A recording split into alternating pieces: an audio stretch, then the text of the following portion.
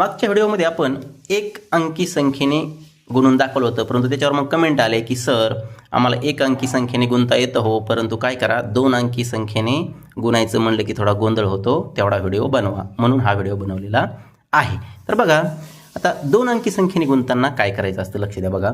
तर अगोदर आपल्याला 6 ने गुणायचं आहे, म्हणून 6चा पाडा म्हणायचा। 6 6 36, 36 ला 6 हातच्याले 3, 6 त्रिक 18, 18 3 21, 21 ला 1 हातच्याले 2, 6 चौक 24, 24 2 26, 26 6 हातच्याले 2, 6 9 54, 54 आणि 2 56, 56 ला 56, कारण आता 9च्या इकडे काही अंक राहिलेला नाही।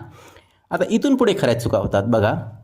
काय करायचंय आता हा 5 जो आहे ना, हा 5 दशक आहे, लक्षात घ्या, एकक दशक। आता आपण दशकानं गुणतोय, ही गोष्ट बऱ्याच जणांना माहीत नसते बघा। काय असतं ना, आता बघा आता दशक म्हणजे काय, तर या 5ची किंमत खरी 50 आहे बघा। आपण 50 ने गुणतोय ही गोष्ट लक्षात असू द्या, काहींना वाटतं आपण 5 नेच गुणतोय, नाही।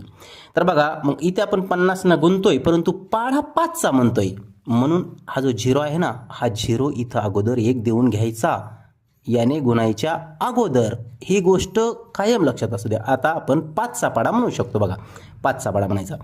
5 सक 30, 30 ला 0 हातच्याले 3, 5 त्रिक 15, 15 3 18, 18 ला 8 हातच्याला 1, 5 चौक 20, 20 आणि 21, 21 ला 1 हातच्याले 2, 5 9 45, 45 2 47, 47 ला 47, याची करायची असते बेरीज।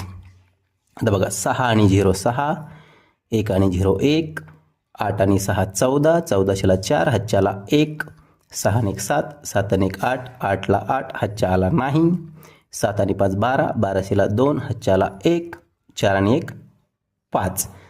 तर बघा 5,28,416 हे उत्तर आलेलं आहे। तुमच्या मुलांना हा व्हिडिओ अवश्य दाखवा आणि व्हिडिओ जास्तीत जास्त शेअर करा, जर तुम्हाला वाटलं तरच शेअर करा। धन्यवाद।